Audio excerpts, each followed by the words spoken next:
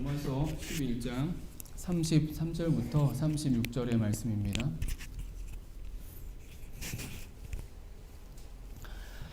한 절씩 교독하겠습니다. 제가 먼저 33절부터 읽겠습니다. 깊도다 하나님의 지혜와 지식의 풍성함이여 그의 판단은 헤아리지 못할 것이며 그의 길은 찾지 못할 것이로다.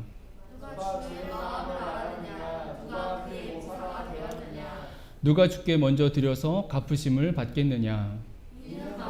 주에게서 나오고 주로 말미암고 주에게로 돌아감이라. 그에게 영광이 세세에 있을지어다. 아멘. 네, 우리 같이 예배하는 가족들과 또 우리 영상을 통해 예배하는 지체들과 인사하겠습니다. 우리 항상 하던 것처럼 사랑합니다, 축복합니다. 같이 한번 인사하겠습니다. 사랑합니다, 축복합니다. 네, 감사합니다. 네, 우리 화면에 또 뭔가가 문제인지 그 영상이 잘 안 돼서 우리 여기 예배실에 인사하는 분들 지금 공허하게 인사했어요. 그냥 두리번거리면서 사랑합니다, 축복합니다 인사하겠습니다. 네, 또 이렇게 2021년 한 해가 또 지나가고 있습니다.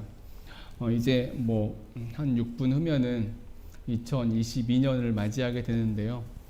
오늘 한 해의 끝자락에 서서 또 새로운 한 해를 맞이하는 이 순간에 우리가 하나님의 말씀 앞에 서서 한 해를 또 맞이하는 이 특별한 시간에 우리에게 주신 은혜들을 이 시간 말씀을 통해 얻는 은혜가 있어지게 되길 간절히 소망합니다. 정말 한 해가 지나가고 또 이렇게 송구영신 예배 자리에 우리가 또 섰습니다. 함께 예배실에도 있고 또 각 가정에서 우리가 예배를 드리고 있는데요. 매번 고백하는 거지만 정말 한 해 한 해가 빠르게 지난다라는 것을 생각하게 되죠.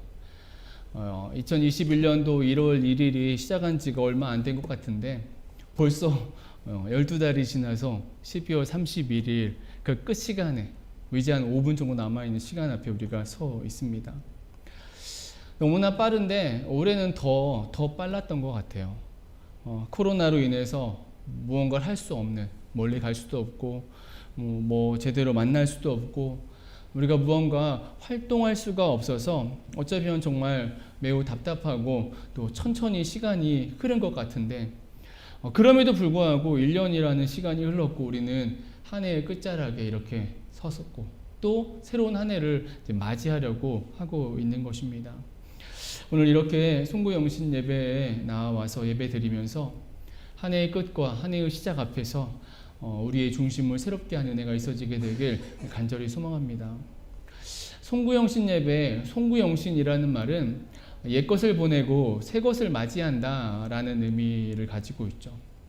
송구영신 예배, 그래서 송구영신 예배는 요즘은 새해맞이 예배, 영신 예배 이렇게 표현을 하는데요.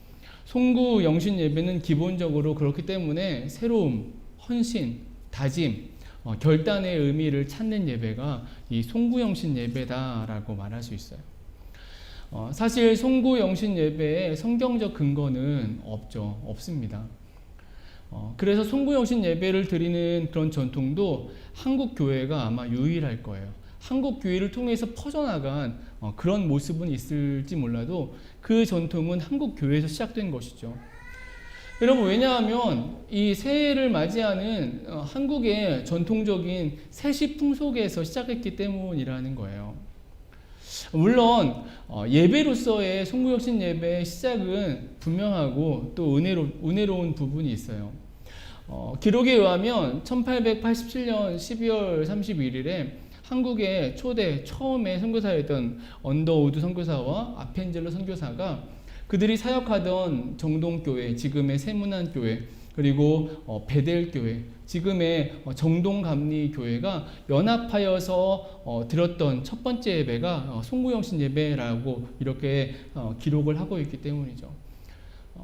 그러니까 송구영신 예배가 기본적으로 한국의 어떤 오래된 그 문화 속에서 세시 풍속을 따르는 그 배경을 가지고 있긴 하지만 그래도 교회 안에서 우리가 예배로서 송구영신 예배를 드리고 있음은 그 시작이 한 해의 시작 앞에서 하나님의 은혜를 구하고 하나님의 능력을 구하는 그런 모습인 것은 분명하다라는 것이죠. 하지만 저는 개인적으로 작년 송구영신 예배 때 기억들을 잘 못하시겠지만은 그때 말씀을 드린 것처럼 저는 송구영신 예배가 성경 속에서 근거를 찾을 수 있다라고 생각을 합니다. 그 근거가 어디냐? 대속죄일의 제사예요. 이스라엘 달력으로 일곱째 달에 드려지는 제사가 대속죄일의 제사지요. 그런데 그 일곱째 달이 이스라엘 문화 속에서는 새해의 의미를 갖는다라는 사실이에요. 하나님께서 이스라엘 백성들에게 그들의 문화 속에서 새해를 맞이하는 그 달에 특별히 대속죄일의 절기를 허락해 주셨다는 사실이에요. 그래서 한 해를 시작하면서 이스라엘 백성들 모두가 한 사람도 예외 없이 하나님 앞에 나와서 그들의 1년의 죄를 속죄함 받는 그런 모습으로 서게 하신 것, 그것이 대속죄일. 어쩌면 우리가 한국 교회가 드리고 있는 송구영신 예배의 실제적인 의미가 될 수 있다라는 것이죠. 여러분, 이렇게 봤을 때에 송구영신 예배를 드리면서 신앙인들이 우리가 정말 집중해야 하는 것, 우리가 소망해야 하는 것은 다른 것들이 아니라 새로움이라는 거예요. 새로워진다라는 의미가 되는 것이죠. 송구영신 예배를 드리면서 복을 구하는 그런 의미로서의 예배가 아니라는 것이죠. 과거에 여러 교회 사역을 이렇게 하면서 저는 자주 보았어요. 1년 내내 예배에 잘 참석하지 않았던 사람들이 송구영신 예배는 나오는 거예요. 송구영신 예배는 나옵니다. 참석을 합니다. 그런데 이유가 있었는데 그 이유가 무엇이냐? 송구영신 예배를 드려야 한 해가 잘 된다라는 마음을 갖고 나오더라는 거예요. 그러니까 송구영신에 나와서 복받기를 구하는 그런 마음으로 나오는 모습이 있다라는 거죠. 여러분, 그런데 송구영신 예배는 그런 예배가 아니라는 것이죠. 복을 빌거나 복을 구하는 예배가 아닌 것입니다. 이렇게 보면은 한국의 여러 교회들에 생겨지고 있는 송구영신 예배 때 드리는 어떤 특별 헌금들의 어떤 모습들, 헌금을 하면서 헌금 봉투에 기도 제목을 막 쓴다거나 또는 그것을 목사가 앞에서 예배 강단에서 그것을 읽으면서 기도한다거나 아니면 송구영신을 드리고 끝나고 나가면서 뽑았던 우리도 다 해봤죠. 성경 말씀들, 한 해의 말씀이라면서 성경 한 구절을 뽑아가지고 그 말씀이 약속의 말씀이라고 붙들고 살아라 라고 말하는 그런 한국의 교회의 모습들은 우리가 정말 진지하게 한번 고민해 볼 필요가 있는 것이죠. 여하튼 중요한 것은 그러한 의미로서가 아니라 송구영신 예배는 말 그대로 하나님 앞에서 우리의 중심이 새로워지는, 한 해 동안 부족했던 삶을 고백하고 또 한 해의 시작 앞에서 하나님의 뜻을 구하고 찾는 그러한 예배가 되어야 된다라는 거예요. 오늘 송구영신 예배를 드리는 우리 그 공동체 교회의 우리의 예배가 그러한 예배가 되어지게 되길 간절히 소망합니다. 이 예배를 드리면서 하나님께서 나에게 원하시는, 우리 가정에 원하시는 그 모습을 구하고 그 말씀 앞에서 온전한 새로움으로, 새 마음으로 한 해를 시작하는 그 은혜가 우리 가운데 있어지게 되길 주님의 이름으로 축원합니다. 여러분, 그런 의미 속에서 우리가 붙잡아야 될 이 한 해의 끝과 시작 속에서 우리 자신이, 우리의 가정이, 우리의 공동체가 붙잡아야 될 그 새로움의 의미, 주시는 그 은혜가 무엇일까요? 저는 오늘 말씀의 제목으로 그 은혜를 나누려고 합니다. 오늘 말씀의 제목입니다. 하나님께 영광이에요. 하나님께 영광. 우리가 읽은 오늘 로마서의 말씀은 이 의미를 분명하게 말씀하고 있어요.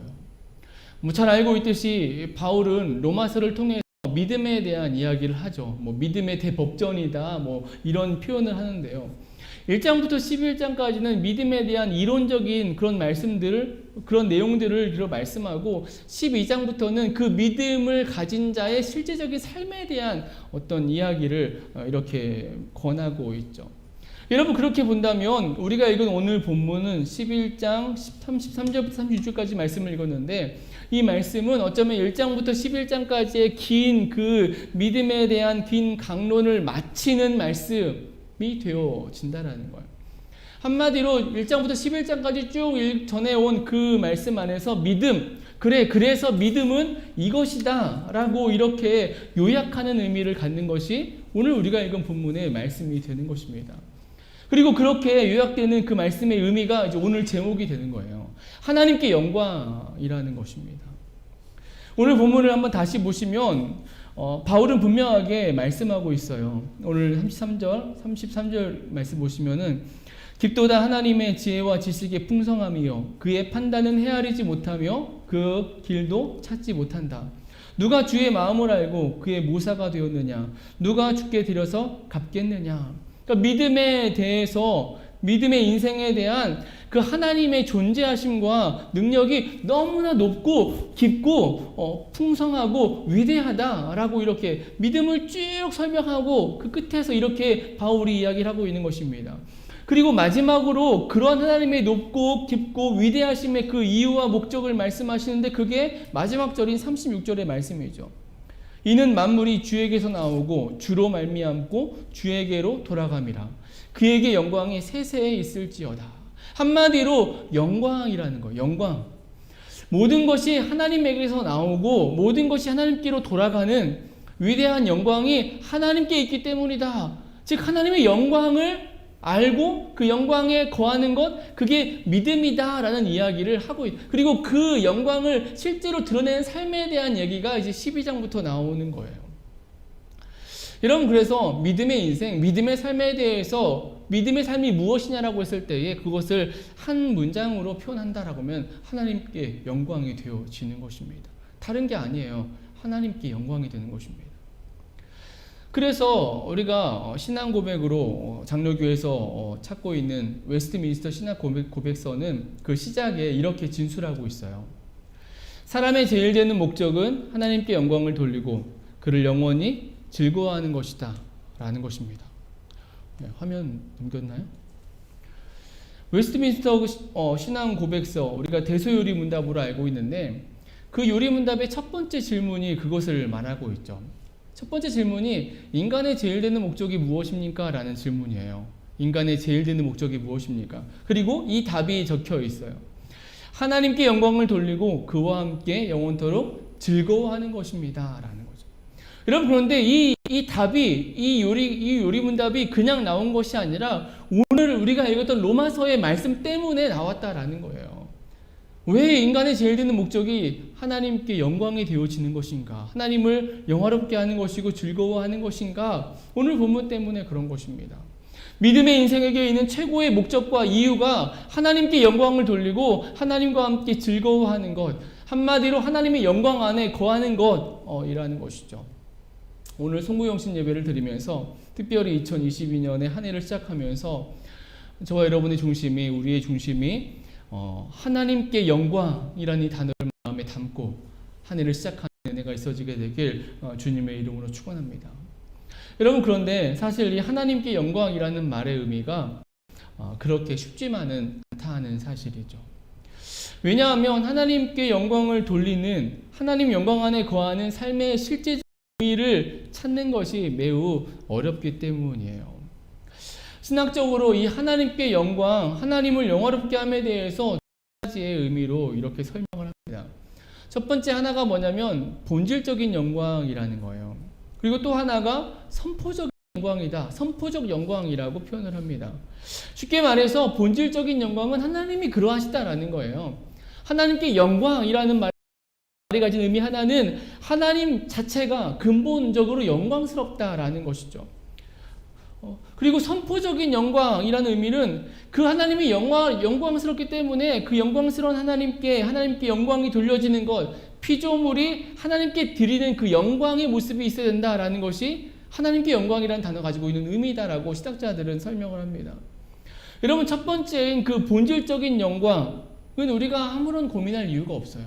우리가 뭐 표현을 하든 뭐 어떻든 간에 인간과 하등없이 하나님 자체가 영광스러운 분이시라는 그 고백이기 때문에, 그런 정의이기 때문에 우리의 역할이나 인간의 모습들은 그 안에서 뭐 찾아볼 이유가 없고 그냥 하나님은 영광이신 거예요.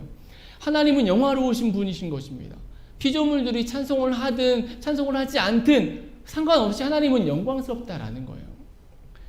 여러분, 그런데 하나님께 영광이라는 말이 가지고 있는 또 하나의 의미, 선포적 영광의 의미는 좀 달라요. 선포적 영광은 피조물이 하나님께 마땅히 돌려드려야 되는 수고해야 하는 그 영광의 의미를 담고 있기 때문이다라는 거예요. 그래서 믿음의 인생이라면 세상 속에서 또 우리의 삶 속에서 하나님의 이름을 높이고 다른 사람들의 눈에 하나님의 영광이 보이도록 해야 한다라는 것이 하나님께 영광이라는 단어가 가지고 있는 의미가 된다라는 것이죠. 여러분, 믿음의 인생이란, 믿음의 삶이라는 것이 그냥 구원받은 자로서 구원받은 기쁨을 가지고 그냥 열심히 살아가는 것, 그것이 전부가 아니라 하나님께 영광의, 이 선포적 영광의 의미를 온전히 알고 그 의미를 실천하며 살아가야만 한다라는 것이죠. 한마디로 하나님께 영광을 돌려드리는, 하나님을 영화롭게 하는 삶의 모습이 있어야 한다라는 거예요. 여러분, 그런데 문제가 있다는 사실이에요. 그 영광을 돌려드리는, 하나님을 영화롭게 하는 삶이 과연 무엇인가에 대해서는 너무도 다른 이야기, 다른 모습들이 존재한다라는 것이죠. 그러니까 과연 무엇이, 어떻게 하는 것이 하나님께 영광을 돌려드리는 삶인가? 하나님을 영화롭게 하고 하나님을 기쁘시게 하는 삶이냐? 여러분, 이것이 실제적인 문제가 된다라는 것이죠. 만약에 이 답으로 성경에 쓰여진 우리가 알고 있는 어떤 그 단어들이나 명령들, 문자적인 어떤 계명들을 지키는 것, 하나님께 영광을 돌려드리는 것을 성경에 기록된 어떤 그런 계명들을 지키는 것이라고 생각하면 아마 단순하게 모든 문제가 해결될 거예요. 그냥 열심히 하면 되는 것이죠. 그냥 열심히 예배 드리고 성경 읽고 또는 기도하고 구제하고 전도하고 성경에 나오는 어떤 단편적인 그런 명령들을 그냥 열심을 다해 하는 것, 이것이 하나님께 영광을 돌리는 것이다 라고 생각하면 더 이상 우리는 고민할 이유가 없습니다. 물론 그런 모습도 이 시대는 열심히 하지 않는 시대고 또 우리도 그렇게 열심히 못하고 있기 때문에 분명 중요한 모습이고 요소라고 말할 수 있을 거예요. 그런데 과연 하나님께서, 그 전능하신 하나님, 영광스러운 하나님께서 피조물들이 찬송을 하든 찬송하지 않든 하나님은 영화로우신 분, 영광스러운 분이신데 그 영광스러운 하나님께서 과연 이 땅을 향해서, 이 땅에 세워진 교회들을 향해서, 이 땅을 딛고 살아가는 그리스도인들을 향해서 하나님이 바라시는, 그 하나님이 받기를 원하신 영광이 과연 그러한 것인가 라고 생각했을 때 그냥 엎드려 말씀 읽거나 예배 시간 가서 예배하거나 헌금을 하거나 아니면 기도를 하거나 구제를 하거나 어떤 단편적인 어떤 하나의 이상 요소들을 그냥 열심히 행하는 것, 하나님이 정말 영광스러운 하나님이 그것을 기뻐 받으시는 것인가 라고 생각해 볼 때에 이 땅에 세워진 교회를 통해서, 믿음의 백성들을 통해서 하나님 나라라는 하나님의 뜻하신 그것을 이루시는 그 하나님의 관점에서 우리가 봤을 때에는 우리는 조금 더 진지한 접근이 필요하다라는 거예요. 단순히 성경을 열심히 읽고 기도를 열심히 하고 또는 헌금을 열심히 하고 구제하고 전도하는 봉사를 열심히 하고 그런 개개의 요소들, 그것을 열심히 하는 것, 그것만이 아니라 하나님이 이 땅에 교회를 허락하시고 믿음의 인생들로 하여금 이 땅을 살아가게 하시는 그 모든 그 삶 속에서 하나님이 정말 원하시는, 기뻐 받으시는, 하나님께서 나를 향해서, 우리의 가정을 향해서, 우리의 직장을 향해서, 우리의 공동체를 향해서, 나라와 민족을 향해서 하나님이 영광 받기를 원하시는 그 모습이 무엇이냐라고 생각하면 우리는 조금 더 진지하게 하나님께 영광이 무엇인지를 바라보아야 된다라는 것이죠. 우리 공동체가 모여진 지 벌써 이제 7년이 되었죠. 이제 22년이면 8년 차가 시작되는 것입니다. 여러분, 7년이면 길다면 길고 짧다면 짧은 시간이죠. 무언가 어떤 업적과 성과를 기대하고 보면은 이룬 것이 너무나 적어 보여서 이렇게 많은 시간이 벌써 지났나? 긴 시간이 지났네 라고 이렇게 여겨지는 시간이 될 수 있고요. 아직 우리가 우리가 되어야 할 그 비전 안에서 바라봤을 때에 아직은 더 충분히 준비되어야 하는 때라고 생각한다면 이 7년은 짧은 시간으로 이렇게 보여질 수도 있습니다. 아직 7년밖에 안 지난 것이죠. 아마 우리 공동체 지체들은, 우리 모두는 이 두 가지의 마음 어딘가에는 있을 거예요. 정말 길고 지난했던 7년이든지 아니면 너무도 빠르게 흐른 그런 짧은 7년이든지 개인적으로 저는 목사로서 이 두 가지 마음을 다 느끼고 있어요. 7년이나 되었는데 이 정도인가? 라는 생각을 하면서 또 동시에 아직 7년밖에 되지 않았어 라면서 그 다음과 그 다음을 기대하고 소망하는 마음이 있습니다. 그리고 이제 당연히 자연스럽게 고민하게 되죠. 교회로서, 공동체로서, 하나님 나라로서 어떠한 모습으로 서야 할 것인가? 어떻게 살아내야 하는가라는 고민을 하게 되는 것입니다. 어제 이제 제가 밖에 나갔다가 이렇게 들어오다가 우편함에, 우리 건물 우편함에 붙어 있는 어떤 우편 우편 도착 안내서 조그만하게 이제 등기가 왔을 때 등기를 못 받으면 이렇게 붙여놓잖아요. 그걸 이제 봤습니다. 보니까 교회로 온 거더라고요. 제 이름으로 온 거였어요. 교회로 온 등기 같은데 아마 전달하지 못해서 아마 그 집배원이 이제 붙여놓고 간 것 같아요. 그래서 거기에 적혀진 번호로 집배원과 제가 잠깐 통화를 이제 했는데요. 뭐 통화 내용은 뭐 간단해요. 우체국에 와서 이제 보관되어 있는 것을 가져가야 된다. 왜냐면 자기는 할 거 다 했다. 찾아왔기 때문에 이런 내용이었습니다. 그런데 통화를 하면서 제 마음이 조금 상했어요. 상한 마음이 생겼습니다. 왜냐하면 그냥 만나지 못해서, 직접 만나지 못해서 우편에 제 연락처도 없었고, 그래서 연락할 수도 없었고, 그래서 등기 우편이니까 전달하지 못해서 그래서 다시 가져갔다. 뭐 이렇게 얘기를 하면 되는데, 그 집배원이 전화를 통해서 거기가 교회가 맞나요? 우편함에 뭐 교회 이름도 없던데, 거기 뭐 교회 간판도 없는데 거기가 교회 맞냐고, 교회예요? 뭐 이렇게 말을 전화를 통해 하더라고요. 솔직히 통화를 하면서 굉장히 속에서 좀 부하가 일어났어요. 여튼 하지만 최대한 마음을 이렇게 가라앉히고 대화를 마치고 통화를 끝내긴 했는데요. 통화를 끝내고 제 마음속에 여러 잡념들이 좀 남았습니다. 그분의 생각이라면, 그 집배원의 생각이라면, 말이라면은, 교회라면은 번듯한 교회 건물에 교회 이름이 탁 박힌 그런 교회 간판이 있고 그래야만 한다는 것인데, 과연 그것이 교회인가? 그렇게 해야만 교회인가? 그렇게 해야 세상 속에서 인정받는 교회인가? 라는 생각이 드는 거예요. 그리고 만약 그렇게 교회를 평가한다면 우리 교회는, 우리 그 공동체 교회는 교회가 아니다 라는 생각이 드는 것이죠. 뭐 지금에야 우리가 그동안에 이런저런 일들로 또 변화로 이유로 인해서 우리가 이 지하 공간에 이렇게 모여서 예배할 수 있는 예배실을 우리가 가지고 있어요. 하지만 아마 기억하시겠지만 우리가 공동체를 처음 시작하면서 가졌던 마음들 중에, 계획들 중에 하나가 예배당 전용의 공간은 마련하지 않겠다라는 생각이었어요. 적어도 보통의 교회들처럼 건물 중심의 교회가 되지 않겠다는 것이 우리가 가졌던 마음이었어요.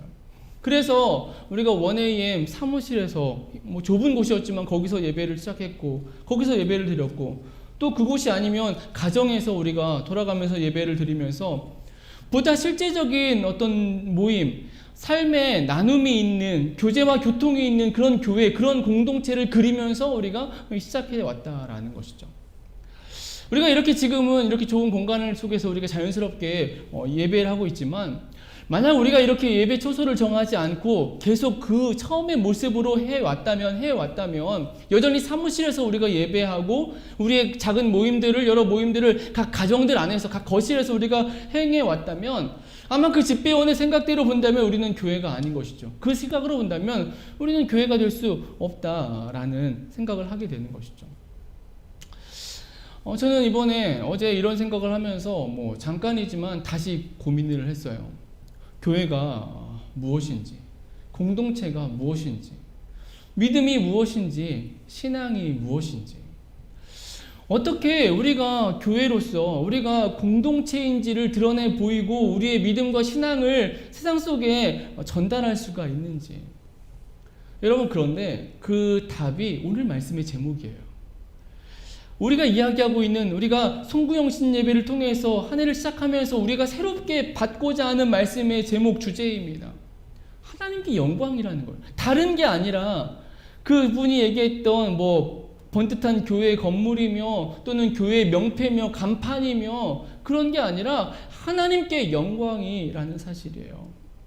참된 교회, 참된 믿음, 그 참된 신앙은 다름 아니라 하나님께 영광이 돌려지는 것, 하나님을 온전히 영화롭게 하는 것, 여기에 그 의미가 있다라는 사실이에요.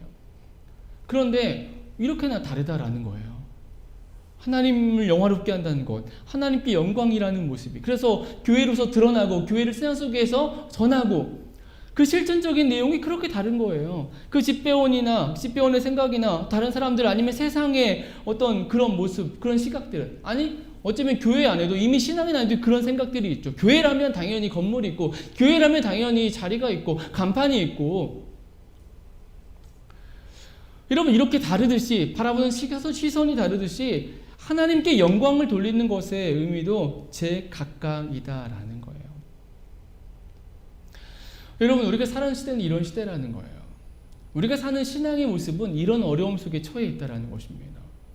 여러분, 이런 시대 속에서 다른 사람들이나 세상의 시선을 우리가 내려놓고 우리가 오늘 성부영신 예배, 새 시대를 맞이하는, 새해를 맞이하는 이 예배를 드리면서 과연 우리 공동체가 붙잡아야 되는 하나님께 영광의 의미는 무엇이냐, 하나님을 영화롭게 하는 그 실천적인 의미는 무엇이 되어야 될까라는 것이죠. 이게 좀 중요하다고 생각을 해요. 저는 오늘 그것을 우리가 예전에 읽었던 책 위험한 교회, 그 책을 쓴 그 마이클 프로스트의 글 속에서 생각해 보려고 합니다. 좀 길지만 그냥 책의 내용을 한번 그냥 그대로 읽겠습니다. 제가 이걸 풀어서 설명할 수도 있지만 그냥 읽어도 어쩌면 더 우리가 생각할 여지가, 또 고민할 또 여지가 있을 것 같아요. 제가 한번 읽겠습니다. 화면을 보시고 여러분 보시면 되겠습니다. 나는 세계를 돌며 선교적 교회들과 함께 사역을 하는 중에 유수자들이 드리는 예배는 어떤 것인가에 대한 질문을 받곤 한다. 심지어 내가 공동체를 창출하고 선교적 공동체를 형성하고 함께 먹고 서로를 향해 연민의 마음을 지니고 살아가며 가난한 사람들을 섬기고 우리가 수행하는 사역을 거룩한 활동으로 여긴다는 것에 관한 말을 하고 난 이후인데도 어떤 사람은 선교적 교회가 드리는 예배는 어떤 모습일지에 대해 알고 싶어 한다. 사실 일주일 전에도 누군가 내게 연락해 내가 속한 공동체인 스몰부트 빅C를 살펴보러 오겠다고 문의해 왔다. 이러한 요청을 하고 난 다음 항상 따라 나오는 질문은 어느 날 몇 시에 모입니까? 라는 질문이다. 이와 같은 질문 이면에 존재하는 전제는 무엇일까? 그 전제는 첫째로 주중 모임을 가질 것이라는 것이고, 둘째로 당신이 그 모임에 참석하기만 한다면 우리 공동체를 이해하기 위해 보아야 할 모든 것을 볼 수 있을 것이라는 생각이다. 나 자신이 이 점에 대해 죄가 있음을 고백한다. 몇 년 전 도레알 형상의 집필을 위한 리서치를 하기 위해 나는 캘리포니아에 있는 기독교 신앙 공동체에 접촉해서 그 공동체의 리더들을 만날 수 있는지의 여부와 공동체의 주간 모임에 참석할 수 있는지에 대해 물은 적이 있다. 처음 그들이 준 답변은 나를 헷갈리게 했다. 그러나 지금은 그 의미가 무엇이었는지 완전히 이해하고 있다. 그들은 내가 그들과 나흘간 생활할 것을 수락하겠다고 전제를 하면 그들 공동체와 리더들에게 접근하는 것을 허락하겠다고 말했다. 나는 내게 사흘간의 여유가 있을지 여부에 대해 확신하지 못하고 있었고 그들이 비협조적인 것 같아 불편한 마음이 들었다. 나는 단지 그들의 예배를 보고 그들의 지도자들과 인터뷰하고 싶었을 뿐이다. 그러나 어쨌든 나는 마지못해 동의했다. 그런데 그 나흘간의 시간은 내게 정말 중요한 시간이었다. 왜냐하면 그 경험이 내게 진정한 선교적 공동체는 모든 유기적이고 역동적인 관계의 망이 그러하듯이 다양한 차원과 시간선상에서 작용한다는 것을 가르쳐 주었기 때문이다. 그들의 공동 예배 시간들을 각기 분리해 보았을 때 별다른 것은 없었다. 스몰부트 빅C의 예배 시간도 마찬가지다. 그러나 그들과 며칠을 함께 지내면서 나는 그들의 공동 모임이 풍성하고 하나님과 연결을 성취하는 시간이라는 것을 발견하였다. 왜냐하면 그 예배는 공동체의 구성원들과 그들이 수행하는 사역들 간의 상호 연관성을 드러내는 것이었기 때문이다. 매우 실질적인 의미에서 만일 어떤 선교적 교회에 공적 예배 시간이 있다면 그것은 말 그대로 빙산의 일각에 불과할 뿐이다. 오늘날 사람들이 우리의 진위를 파악하고자 한다면 나는 나흘 동안 우리와 함께 생활할 것을 제안할 것이다. 아마도 소수의 사람만이 그 제안을 받아들일 것이다. 우리는 왜 함께 교회를 이루는 것을 관계망을 형성하는 것으로 생각할 수 없는 것일까? 도대체 왜 우리는 함께 교회를 이루는 공동체의 리듬을 찾아내려 하기보다는 일회성 행사에만 몰두하는 것일까? 여러분, 이 마이클 프로스트의 이 글이 말하고자 하는 그 핵심은 사실 처음에 있었어요. 처음에 이렇게 기록하고 있었습니다. 선교적 공동체를 형성하고 함께 먹고 서로를 향해 연민의 마음을 지니고 살아가며 가난한 사람들을 섬기고 우리가 수행하는 사역을 거룩한 활동으로 여긴다. 함께 먹고 서로를 향해 연민의 마음을 지니고 살아가고 가난한 자들을 섬기고 수행하는 그 모든 사역이 거룩한 활동이다. 이게 마이클 프로스트가 말하고 하자는 교회의 모습이고 공동체, 선교적 교회의 모습이고 하나님께 영광을 돌리는 모습이다라는 것이죠. 참된 교회, 참된 믿음의 실제라는 것이죠. 한마디로 삶이라는 것이죠. 공동체적 삶이라는 것입니다. 온전한 교회, 하나님 나라의 모습은 단순한 일회성의 모임이나 어떤 예배나 행사가 아니라 그들의 삶 속에서 드러나지는 삶 속에서 유기적으로 관계에 맺어져 있는 그 관계의 삶, 그것이 믿음이라고 이야기를 하고 있다는 것이죠. 저는 하나님께 영광이라는 말의 실제적인 의미는 바로 그것이다라고 생각을 해요. 하나님께 영광, 하나님을 영화롭게 하는 삶의 실천적인 모습이 이것이라는 것이죠. 오늘 이 마지막 시대가 요청하고 있는 하나님께서 이 땅에 세워진 교회와 공동체들을 통해서 하나님 나라를 통해서 하나님이 바라시는 신앙과 믿음은 여기에 있는 것입니다. 우리 공동체가 고민하고 바라야 되는 하나님께 영광을 돌리는 그 실천적인 모습이 이거라는 것이죠. 2022년도를 시작하면서 우리 안에 이러한 의미가, 하나님께 영광의 이러한 의미가 온전히 담겨지고 실천되어지게 되길 간절히 소망합니다. 다른 게 아니라는 거예요. 우리는 다른 것으로 하나님의 이름을 높일 수 없다는 것입니다. 다른 것으로 하나님의 영광을 드러낼 수가 없다라는 거예요. 어떤 단편적인 요소나 모습으로서가 아니라 우리가 살아가는 삶을 통해서, 그래서 어느 예배 시간에 어느 순간에 와서 보고 대화하는 것 정도가 아니라 적어도 이 마이클 프로스트가 얘기하고 있는 것처럼 또는 그 앞선 공동체가 얘기했던 것처럼 적어도 나흘간은 함께 있으면서 삶으로 체득하고 보고 느껴질 수 있는 그 속에서 느껴지는 하나님과의 풍성함과 교제함과 실제로 세상을 향해 일하는 모습과 그것을 통해서 하나님께 영광의 모습을 드러내 보여야 된다라는 것입니다. 2022년의 한 해 우리 그 공동체의 모습이, 저와 여러분의 우리의 가정, 우리의 직장의 모습이 이 하나님께 영광의 의미를 붙들고 살아가게 되길 소망합니다. 비록 계속된 코로나의 상황으로 여전히 이런저런 제한과 제약들이 있지만 그럼에도 우리가 소망하는 하나님 나라, 하나님을 기쁘시게 하는 그 삶의 의미 안에서 다시금 공동체적인 삶, 공동체성을 찾고 그것을 통해 하나님께 영광을 드러내며 살아가는 그런 모습이 있어지게 되길 간절히 소망합니다. 말씀을 마칠게요. 또 한 해가 시작이 되었습니다. 아마도 이 2022년도 정말 빠르게 지나갈 거예요. 아직 한 해가 남았어. 우리 이렇게 생각할 수 있지만 아마 또 금방 2022년도 12월 31일에 대해서 우리는 또 송구영신 예배 앞에 이렇게 이런 모습은 아닐지라도 다른 모습으로 또 서 있게 될 것입니다. 이렇게 시작되는 이 한 해, 정말 이 힘든 시절 중에 시작하는 이 한 해, 하나님께 영광, 오직 하나님께 영광, 하나님을 영화롭게 함의 그 실천적인 의미 안에서 정말 공동체적인 그 삶과 의미를 다시금 기억하고 붙잡고 살아감을 통해서 하나님이 정말 원하시는 그 하나님 나라의 모습을 이루어가는 저 여러분들이 그 공동체 교회가 되어지게 되길 주님의 이름으로 축원합니다. 우리 같이 한번 기도하겠습니다. 우리 새로워짐의